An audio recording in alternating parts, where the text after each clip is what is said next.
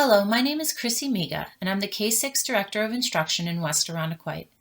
This PowerPoint has been created as a resource to help you as a parent or guardian better understand the standards and concepts your fourth grade child is currently learning about during distance learning.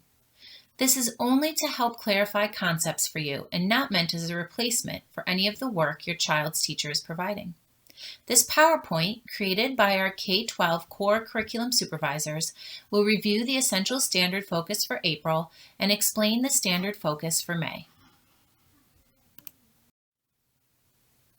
On this slide, you see the essential standards for ELA, Math, Science, and Social Studies for the end of April and through the month of May. Essential standards are the learning standards that have been identified as the most important for your child to learn during this time of distance learning. All fourth grade teachers are creating at-home learning using the same essential standards documents in order to provide consistency across our 2-4-6 buildings.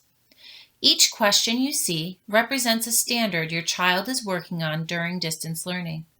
We know that each family has their own needs right now, so if you need help prioritizing the work sent from school, try to prioritize the reading and math first. Science and social studies provide many great hands-on learning experiences. However, please know we recognize that you and your family are doing the best that you can. You can always work with your child's classroom teacher to prioritize the work as well. On the following slides, our K-12 curriculum supervisors will explain the essential standards for each core content area, as well as provide examples. My name is Brenna Farrell, K-12 ELA Curriculum Supervisor. In thinking about the priority skills and concepts at grade 4, the focus topic is becoming a skilled reader and writer. The work that you most likely observed your child engaging with over the month of April was around reading, writing, and talking about how text evidence can be used to support a main idea. In thinking about how we continue this focus for the month of May, we will focus on reading and responding to text by thinking deeply about an author's craft and text structure. And you can see the guided question listed here on the slide. How can I analyze a text for author's craft, specifically text structure and point of view? It's also important, as you can see by the second guiding question, to spend time each day reading, writing, and talking about text. While I apologize for the large amount of text on this slide, I wanted to provide a glimpse of some activities that you can engage your child with at home, as well as a few examples of what I mean when I talk about the importance of reading, writing, and talking about text. If you look at that first column titled Thinking Deeply About Reading and Writing, there are some ideas here to encourage your child to focus even more on author's craft and text structure. When we think about how authors make decisions to write a story and how they organize that story, it's important to think about how they're describing characters and objects, how the story is told, and the way in which the story is organized. Ultimately, all of these choices that an author makes has an impact on the story and how it is told. And that's an important thing to uncover with your child. Additionally, as your child is thinking deeply about text, it's also important for them to work through those ideas and express them in writing. And one of the ways in which they can do this is to draft written responses, revise those responses, and ensure that they're reading through their writing. Lastly, I'll end with the important advice of reading, writing, and talking about text each day. Reading books can come in many different forms. You can actually sit on the couch and read a book. You can listen to books. You can look at books together. And equally important is the act of talking about what you're reading and discussing the books as you go for walks, you're having dinner, and even as you play games. And then lastly, to write every single day, to journal about how you're feeling, to write about what you're reading, and anything else that may come to your child's mind. Certainly during the time we're in right now, it's important to connect with neighbors and friends, and letters is an excellent way to do that. Hi, this is Barb Harford, the K-12 Mathematics Supervisor. Students in grade 4 math in April are learning geometry and identifying points, lines, and angles. Specifically, they are learning about parallel and perpendicular lines.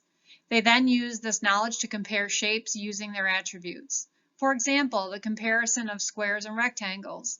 Students will note that both have parallel and perpendicular sides, but the difference is that a square is a special kind of rectangle in that all sides are equal. There are many places within the home where students can explore the types of angles and lines that make up windows, walls, and everyday household items. In the month of May, students will be focused on fractions and decimals. Students are exploring equivalent fractions and comparing them.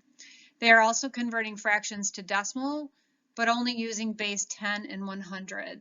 Students should use a number line and money as a tool to understand decimals and then the comparison to fractions. Throughout the remainder of the school year, students should practice their math facts. Students learn facts by memorizing strategies and patterns. As they are learning their facts, they do not need to be timed. In fact, as they practice, give them time to remember. They can use objects and strategies and patterns in order to determine their solution. Be sure to check out the resources on your teacher's pages that they are providing and enjoy exploring the world of mathematics.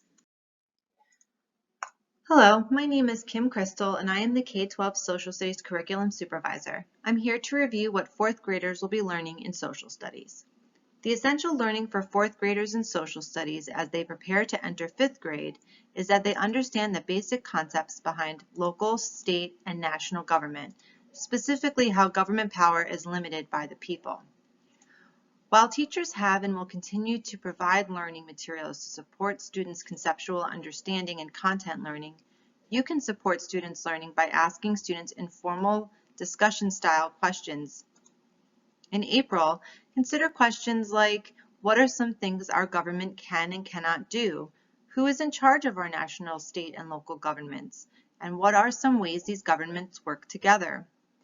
In May, students will move into the unit on rights and responsibilities of people, past and present.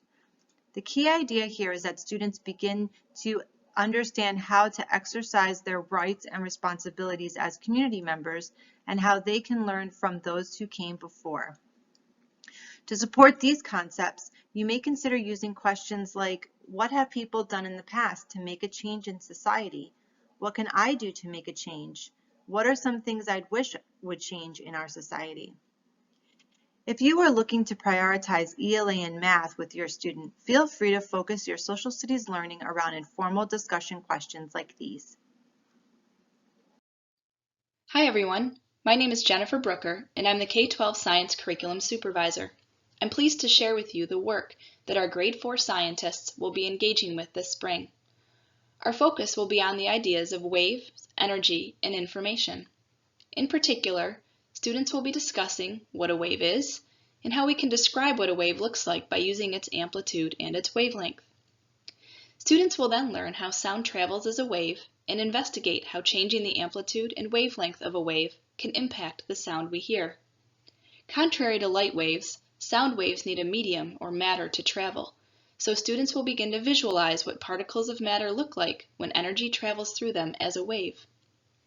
Using sound energy is just one way that people can share information across a distance, and students will discuss different methods and systems by which people have communicated over time. This will culminate in an opportunity to develop and decode their own binary messages using patterns of 0 and 1. Through this pandemic, there have been a number of ways that people have continued to communicate. Zoom, pictures in windows, messages left on sidewalks. Ask your child to think about other ways that they might share information with a friend who is not close by. Thank you for all of your support of our science curriculum. Thank you for taking the time to review this presentation.